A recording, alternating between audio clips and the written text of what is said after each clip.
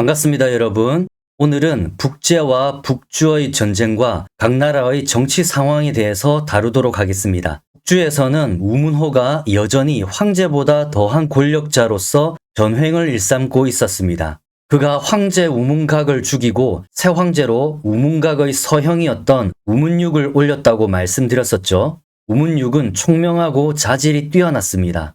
우문호는 이런 우문육을 꺼려서 몰래 떡에 독을 타서 먹게 합니다. 우문육은 떡에 독이 묻어 있는 것도 모르고 먹다가 중태에 빠집니다. 그는 죽어가면서 동생인 우문옹에게 양위를 합니다. 황제 자리를 물려주는 겁니다. 우문육에게는 아들이 있긴 했는데 너무 어렸기 때문에 동생에게 제위를 물려준 것입니다. 그는 27살의 나이로 죽고 우문옹이 17살의 나이로 새왕제에 오르는데 이때가 560년이었습니다. 우문옹은 워낙 기량이 출중하여 형 우문육이 아끼던 동생이었습니다.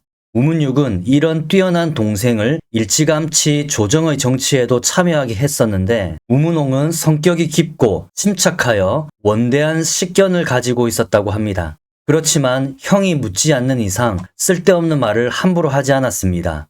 우문육은 이런 동생에게 감탄을 하면서 많은 말을 하진 않지만 말을 할 때마다 반드시 딱 들어맞는 말만 한다고 평가를 했습니다. 역사에서는 우문옹을 무제라고 부르는데 저도 앞으로 무제라고 부르겠습니다. 지난 편 영상에서 돌골과 북주의 연합군이 북제에게 패했었다고 말씀드렸었죠.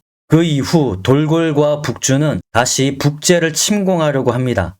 북제의 황제 고담은 북주와 돌골이 다시 쳐들어오려고 한다는 것을 알고 호로로 데리고 있던 우문호의 어머니와 고모를 돌려보내고 우문호와 우호를 맺습니다. 근데 돌골이 우문호에게 다시 북제 침공을 요구합니다. 우문호는 북제와 우호를 맺었기 때문에 돌골과 연합할 마음이 없었지만 거절하게 되면 돌골이 침략할 것 같아서 다시 돌골과 함께 북제를 치기로 합니다. 그는 진, 농, 파, 촉에서 총 20만 군사를 징발합니다. 돌골은 북쪽 유주를 공격하고 우문호는 직접 군대를 이끌고 홍농에 주둔하는데 울지형, 우문헌, 발해무 등의 장수들로 하여금 낙양을 공격하게 합니다. 자, 여기 보이시는 이 북주의 장수들이 이곳 낙양을 공격하려고 하는 거죠. 이들은 토산을 쌓고 땅굴을 파며 낙양성에 한 달 동안 맹공을 퍼부었으나 함락되지 않습니다. 이에 우문호는 하양에서 오는 북제의 구원병을 막기 위해 길목에 해자를 깊게 파고 다시 낙양의 공격 명령을 내립니다. 자, 여기 보시면 하양이 있는데 북제의 군사들이 이곳으로 내려와서 이 낙양을 구원할 수 있거든요. 그래서 우문호는 이곳에 깊은 해자를 파서 방어를 하게 되는 겁니다. 그리고 한쪽에서는 계속 이 낙양을 공격하는 거죠. 북제는 고장군과 공율광이 낙양 구원에 나서는데 북주의 군대가 강성하여 감히 접근하지 못합니다. 그러자 고담은 단소에게 돌골과 북주 중에 어느 쪽을 먼저 막을지 조언을 구합니다. 단소는 낙양이 더 중요하기 때문에 그곳을 먼저 구원해야 한다고 주장을 하고 출진을 합니다. 자, 여기 단소 보이시죠? 단소는 전장에 도착하여 자기가 왔음을 알리고 추가로 기병을 모집합니다. 단소는 좌군이 되고 고장공은 중군, 공률광이 우군이 되어 전진하는데 북주의 군사들은 이 소식을 듣고 북제와 맞붙어 싸웁니다. 단소는 한편으로 싸우고 한편으로는 물러나면서 북주의 군대를 유인합니다. 북주의 군대가 쫓아가다가 힘이 다 떨어지자 단소는 이때를 놓치지 않고 공격하여 북주의 군대를 대파합니다. 그리고 고장공은 기병 500기를 거느리고 낙양성에 도착하여 성문을 열라고 했는데 성안의 병사들은 적군일지 몰라서 망설입니다. 이에 대한 유명한 이야기가 있죠. 고장공이 굉장한 꽃미남이었는데 얼굴을 가리고 있던 투구를 벗자 낙양성의 병사들이 그의 외모를 보고 고장공인 줄 알고 성문을 열었다고 합니다. 자, 여기 보이시면 고장공 일러스트가 있는데 자, 여기 보시면 얼굴까지 가린 투구를 쓴 것을 볼 수가 있죠. 아마 방금 말씀드렸던 이 일화를 근거로 하여 이런 안면 투구를 쓴 모양을 그렸던 것 같습니다. 참고로 이 고장공은 막장 군주였던 고징의 네 번째 아들입니다. 현재 황제인 고담에게는 조카가 되는 것이죠. 북제의 반격에 의해 낙양을 공격하던 북주의 군대는 대거 무너져서 30리 안에 그들이 버리고 간 물자가 가득했습니다. 그래도 우문헌과 달해무, 왕웅 이 세 사람은 도망가지 않고 계속 싸웠는데 그 중에 왕웅이 용감하게 공률광의 군대를 칩니다. 이 공격에 공률광의 군대가 무너지자 왕웅이 공률광을 쫓아갑니다. 도망가던 공률광이 몸을 돌려 화살을 슝 하고 날렸는데 이 화살이 왕웅의 이마에 정확하게 꽂힙니다. 화살에 맞은 왕웅은 죽게 되고 이로 인해 북주 군대의 사기가 급락하여 그나마 남아있던 군대들도 모두 퇴각합니다. 한소, 고장공, 공률광 이 세 사람이 합심하여 대승을 이끌었다고 볼 수 있습니다. 전쟁에서 크게 패한 우문호는 부제에게 사과를 하고 사태를 수습합니다. 국제가 명장들의 활약으로 승리는 했지만 내부적으로는 상당히 문제가 많았습니다. 국제의 황제 고담은 두 명의 신하를 총애하고 있었는데 바로 조정과 화사계였습니다. 이 두 사람은 자기들의 권력을 유지하기 위해 작전을 짭니다. 바로 고담의 아들 고위를 새 황제에 올리자는 것인데 그렇게 되면 고위가 자기들에게 고마워할 것이고 자기들의 권력은 유지될 것이라고 생각한 겁니다. 그래서 조정과 화사계는 고담에게 찾아가서 아들 고위를 일찌감치 황제에 올려서 다음 후계를 탄탄하게 할 것을 주청합니다. 그들은 덧붙여서 앞선 황제들도 자기 아들들을 미리 황제로 삼지 않아서 변란이 일어났었음을 강조합니다. 고담도 듣고 보니 그럴싸하거든요. 그리하여 고담은 태상왕으로 물러나고 고위를 새 황제로 올립니다. 당연히 고위는 조정과 화사계에게 높은 관직을 주고 크게 총애합니다. 조정과 화사계는 평소 자기들을 싫어하던 오징어의 아들들을 참수합니다. 저들이 황상폐하를 저주하고 있사옵니다. 이 말을 믿은 고담은 화가 나서 이들 조카 3명을 죽여버립니다. 바로 큰형 고징어의 아들들을 죽인 것이죠. 다행히도 이때 또 다른 고징의 아들 고장공은 살아남았는데 아마 평소 간신들과 척을 지지 않았거나 공적을 세워서 그런 것일 수 있겠죠. 조정과 화사계는 2년 후에는 서로 반목하게 됩니다. 조정은 재상이 되고 싶은 마음에 화사계를 비롯한 여러 명의 간신들을 참소합니다. 참소의 맛을 들인 거죠. 조정은 이 참소가 성공하면 그 공으로 재상이 될 것이라고 생각한 것입니다. 근데 반대파에서 이것을 알고 먼저 조정을 참소하게 되고 화가 난 고담은 조정을 죽을 정도로 구타합니다. 그러자 조정은 자기는 범증과 같은 인물이니 살려달라고 빕니다. 범증은 바로 중국사 최고의 용장 황후의 책사였죠. 조정이 스스로를 범증에 비유하자 고담은 더 크게 화를 냅니다. 왜냐면 조정이 범증이라면 자기는 항우가 되는 셈인데 항우는 범증의 말을 안 듣다가 망한 사람이잖아요.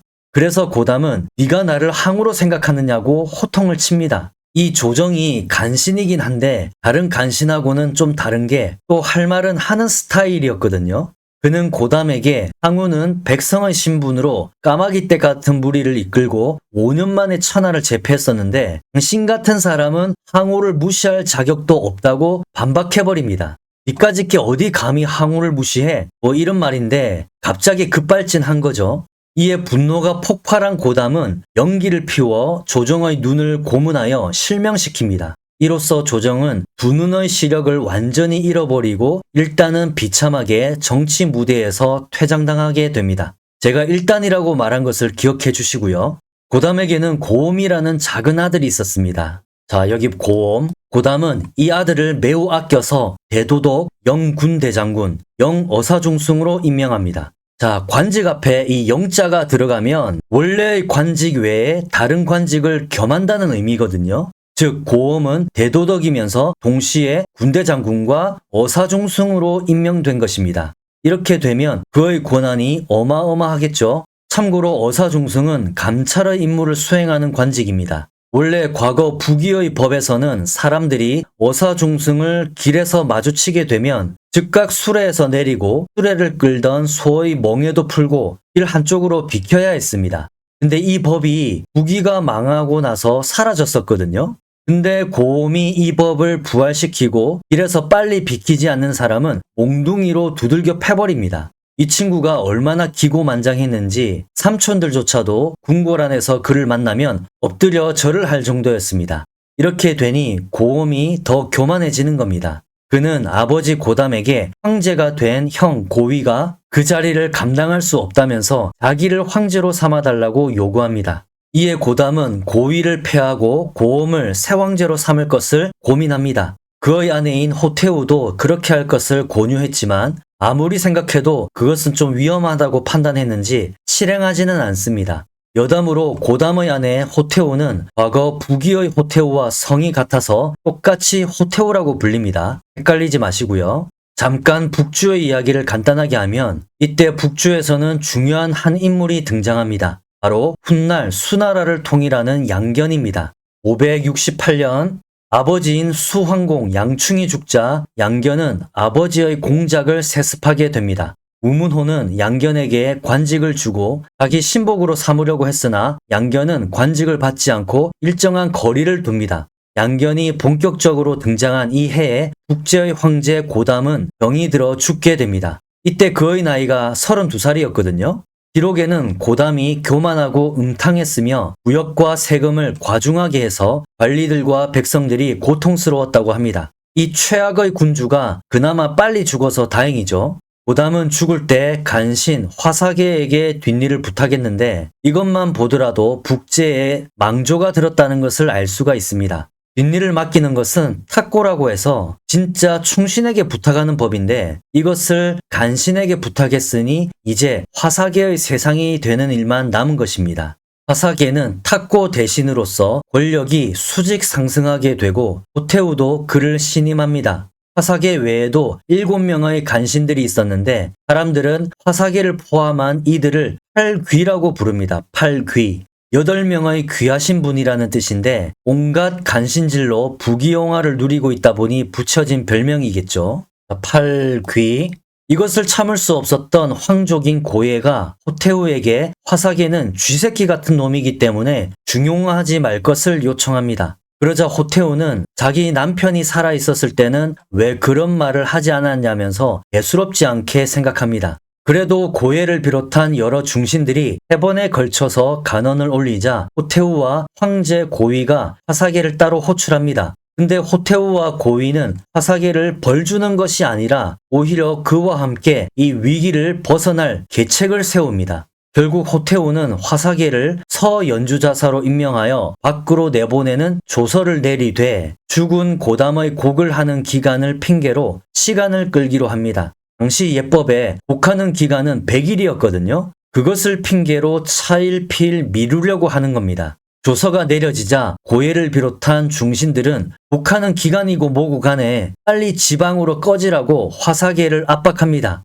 화사계는 호태우와 고위를 아련하여 통곡을 하면서 악어의 눈물을 흘립니다. 호태우와 고위는 화사계의 눈물쇼에 넘어가서 같이 눈물을 흘립니다. 호태우와 고위는 다시 조서를 내려서 화사계를 지방으로 내보내는 것을 철회하고 오히려 고예를 책망합니다. 이에 고예는 다시 입궁하여 호태우와 고위에게 간언을 올리려고 합니다. 이것을 본 측근들은 혹시 해를 당할 수도 있다고 뜯어 말립니다. 아이고 들어가시면 큰일 납니다. 이렇게 말리는 거죠. 하지만 고예는 죽어도 여한이 없다면서 입궁을 감행합니다. 그는 호태우를 만나서 강경하게 화사계를 내보낼 것을 요구하고 타협의 의사가 없음을 분명히 밝힙니다.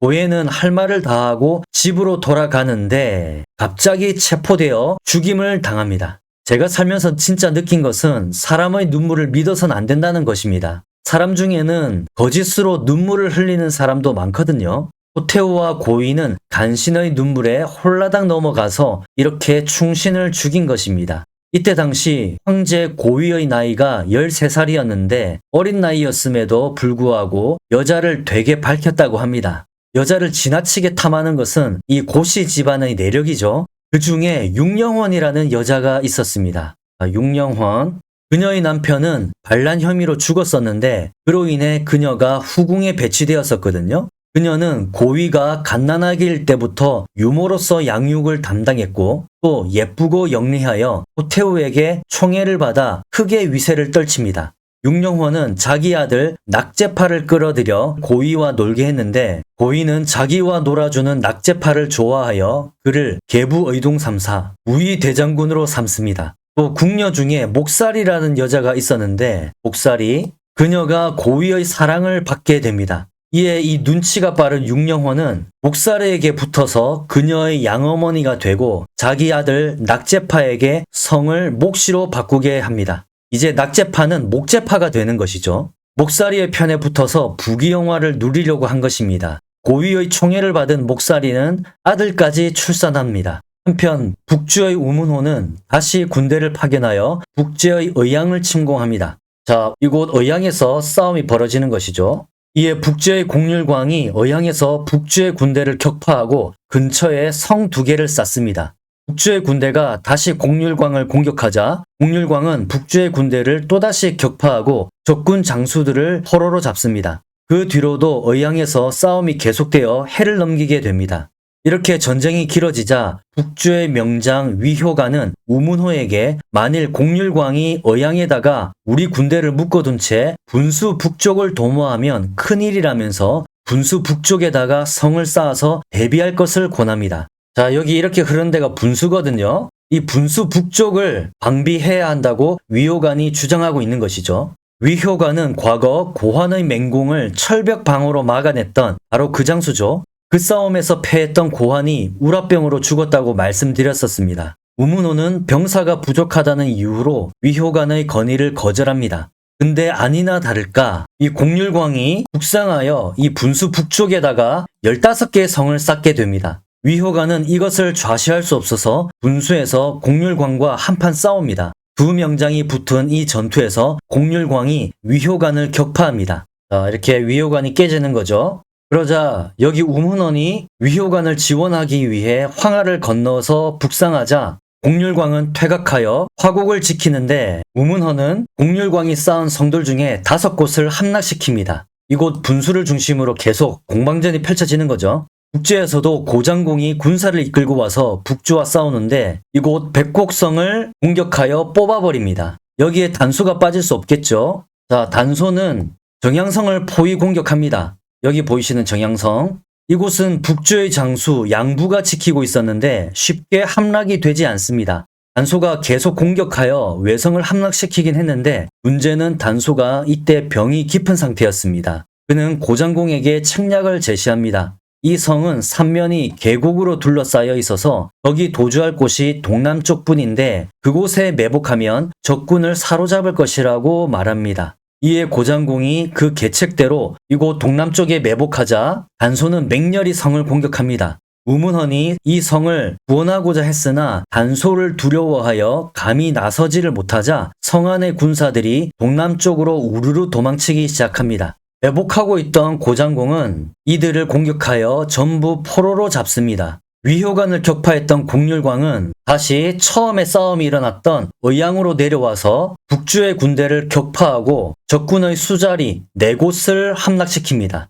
공률광은 승전가를 부르면서 업으로 돌아가는데 오위가 사신을 보내서 공률광에게 군대를 해산할 것을 명령합니다. 그러자 공률광은 고위에게 군사들의 공로가 크므로 포상을 해줄 것을 요청하고 계속 군대를 움직입니다. 고위는 공률광이 자기 명령을 무시했다고 여기고 그를 소환하고 군대를 강제로 해산시킵니다.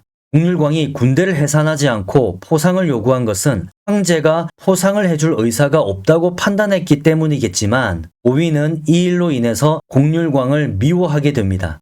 다시 북제의 내부 상황을 살펴보겠습니다. 부모에게 총애를 받았던 고위의 동생 고엄은 화사계와 목제파 등이 전횡하고 사치하는 것을 증오하고 있었습니다. 화사계는 고엄이 자기를 미워한다는 것을 알고 그를 내치려고 술수를 꾸미기 시작합니다. 하지만 돌아가는 판이 영 수상하다고 느낀 고엄은 친복인 풍자종의 책략을 받아들여서 먼저 군사를 이끌고 화사계를 치고 잡아서 죽입니다. 이렇게 죽여버리는 거죠. 고엄은 여기서 그치려고 했었는데 권력을 잡고 싶었던 측근들은 그를 설득하여 조정의 간신들을 쓸어버리고 분위기를 봐서 황제에 오를 것을 권유합니다. 이 말에 혹한 고엄이 군대를 해산하지 않고 있었는데 고위가 사신을 파견하여 고엄을 호출합니다. 그러나 고엄은 오히려 형에게 육령헌을 보내주시면 들어가서 아련하겠다고 역으로 조건을 제시합니다. 이 말을 전해 들은 육령헌은 두려워 떨었다고 합니다. 딱 봐도 고엄이 자기를 불러내는 것은 죽이려고 하는 것이거든요. 고위가 또다시 고엄을 호출하자 고음은 이제 대놓고 육령혼과 그 아들 목재파를 죽이라고 요구합니다. 동생이 자기 말을 안 듣자 고위는 엄마인 호태우에게 쪼르르 달려가서 울면서 호소합니다. 호태우는 공률광을 호출하여 고음을 막으라고 지시를 내립니다. 근데 이때 고음 역시 공률광을 호출하여 도와달라고 요청한 상태였거든요. 자, 그러면 공률광의 입장이 중요한 것이겠죠. 공률광은 고음이 화사계를 죽였다는 소식을 듣고 크게 웃으면서 기뻐했다고 합니다. 간신을 죽인 것을 높게 평가한 것이겠죠. 그러함에도 공률광은 고음에게 가지 않고 황제인 고위에게 갑니다. 아무래도 정통성이 있는 황제에게 가는 것이 당연한 행동입니다. 공률광은 고위에게 직접 행차하여 고음이 데리고 있는 군대들에게 그 모습을 보이면 저들이 무너질 것이라고 말하면서 함께 갈 것을 촉구합니다. 고위가 이것을 받아들이자 공률광은 앞장서서 나가면서 고음의 군대에게 황상폐하가 납신다고 소리를 칩니다. 황제의 모습을 본 고음의 군사들은 공률광의 예상대로 겁을 집어먹고 전부 도망쳐버립니다. 공률광은 혼자 남겨진 고음의 손을 잡고 고위를 만나게 하고 중간에서 중재를 잘 해줍니다. 호태우가 고음을 불러서 야단을 치자 고음은 이 모든 게 풍자종 때문이라고 고자질합니다. 이에 호태우는 풍자종이 자기 아들을 충동질했다고 크게 분노하여 사람을 보내서 그를 죽여버립니다. 사태가 일단 수습은 되었으나 육령혼 입장에서는 고음이 살아있다는 것은 언젠가는 자기가 죽을 수도 있다는 것을 뜻합니다. 그래서 그녀는 고위를 충동질하여 동생을 죽일 것을 계속 속삭입니다. 결국 고위는 사람을 보내서 고음을 죽이는데 고음은 이때 죽을 때 어머니와 형을 만나게 해주시오 라고 소리를 칩니다만 받아들여지지 않고 죽게 됩니다. 이때 그의 나이가 14살이었습니다. 병든 채 전투에 임했었던 명장 단소도 이때쯤 죽습니다. 그는 꾀와 책략이 많아서 병사들로 하여금 죽을 힘을 다하게 만들 수 있었다고 합니다. 또 공적과 명성이 높았는데도 온화하고 근신했으며 그의 자녀들 또한 온화하고 정숙하여 그와 같은 집안이 없었다고 합니다. 이런 단소가 죽은 것은 북제로서는 큰 손실입니다. 황제 고위의 어머니인 호태우에 대해서 이야기를 좀 하겠습니다. 자, 여기 보이시는 호태우. 호태우는 사생활이 문란하여 흥녀 담헌과 사통을 합니다. 그러자 여러 스님들이 담헌을 태상황이라고 부르면서 희롱했다고 합니다. 야, 너야말로 우리 스님계의 영웅이야. 태후를 애인으로 만들다니 네가 태상황 해라 그냥. 뭐 이렇게 말한 것이겠죠. 원래 태상황은 호태우의 남편인 고담이었습니다. 근데 고담이 죽었으니까 담헌을 태상황으로 부른 겁니다. 일개 스님들이 대놓고 이런 희롱을 하는 것이니 황실의 권위가 호태우로 인해서 완전히 땅에 떨어진 것입니다. 고위는 어머니 호태우에 대한 이런 소문을 들었는데 에이, 우리 엄마가 설마 하면서 믿지 않았습니다. 그 후에 고위가 어머니를 만나러 갔는데 어머니 거처에 웬 비구니들이 보이는 겁니다. 전에는 안 보였었거든요. 고위가 호기심에 그 비구니들을 불러서 살펴보았는데 아니 비구니인 줄 알았던 이들이 남자인 겁니다. 호태우가 남자들을 비구니로 변장시키고 자기 집에서 즐긴 것이죠. 이에 크게 분노한 고위가 호태우의 애인인 담헌과 발각된 모든 남자들을 죽여버립니다. 더 나아가 호태우를 유폐시키고 여러 황족들에게 어머니를 만나지 말라는 명령을 내립니다. 참 이상하게도 호태우들은 하나같이 사고를 많이 치네요. 북위의 호태우나 북제의 호태우나 도찐 개찐이죠. 다시 북주로 시선을 돌리겠습니다. 거듭 전쟁에 패했음에도 우문호는 눈치 없이 계속 권력을 쥐고 흔드는데 그가 서명하지 않으면 일이 진행이 안 되었고 그의 집을 지키는 병사들이 황제가 머무는 궁궐보다 더 많았습니다. 이런 상황에서도 무제는 자기 속내를 감추면서 결코 드러내지 않습니다. 그러니 우문호도 무제가 다른 생각을 한다고는 예상을 못합니다. 그렇게 수년의 시간이 더 흐르고 결국 변화가 일어납니다. 무제는 우문호에게 태우가 술을 자주 드시니까 들어가서 간언을 해달라고 요청합니다. 그리고서는 술을 경계하는 글을 써서 우문호에게 내어줍니다. 우문호 입장에서는 사촌 동생이 도와달라고 하는 거니까 별 의심을 하지 않습니다. 결국 우문호가 들어가서 태후를 아련하고 황제가 내어준 글을 읽고 있었는데 갑자기 뒤에 있던 무제가 옥으로 만든 홀로 우문호의 뒤통수를 셀이 갈겨버립니다. 우문호는 갑자기 기습을 받은 거죠. 한마디로 뚝배기가 깨진 것인데 우문호가 쓰러지자 옆에 있던 무제의 측근이 그의 머리를 베어버립니다. 야, 무제의 성격이 화끈하죠. 직접 사촌형의 머리통을 뽀개버리니까요. 이렇게 하여 오랫동안 북주의 권력을 독점하고 흔들었던 권신이 죽게 되고 무제가 황제로서 드디어 권력을 쥐게 됩니다. 자, 이 그림이 상상으로 그린 북주 무제의 초상화입니다. 근데 재미난 것이 가만히 보면 옆에 있는 황관들은 머리통이 엄청 작잖아요. 근데 무제의 머리통이 황관들의 머리통 2배입니다. 2배. 엄청나게 크죠. 흉체도 훨씬 크고. 근데 이런 특징은 무제에만 해당되는 것은 아니고 중국 고대 후반과 중세 초기의 황제들의 초상화들이 대부분 이랬습니다. 보시면 자, 여기 이 사람이 삼국을 통일한 황제 사마염이거든요. 그리고 옆에 있는 이 초상화가 조조의 아들 조비입니다. 딱 봐도 무제 우문홍의 초상화와 거의 비슷하죠. 옆에 2명의 황관들이 서 있고 몸집이나 머리통이 황관들의 2배입니다. 아마도 당시의 관점에서는 황제가 머리통이나 체격이 커야지 위험이 있다고 생각했던 것 같습니다. 야, 그래도 이건 너무 큰데 머리통이. 아무튼 그렇고요. 권신이었던 우문호는 능력이 출중하지 않으면서 너무 설치긴 했었죠.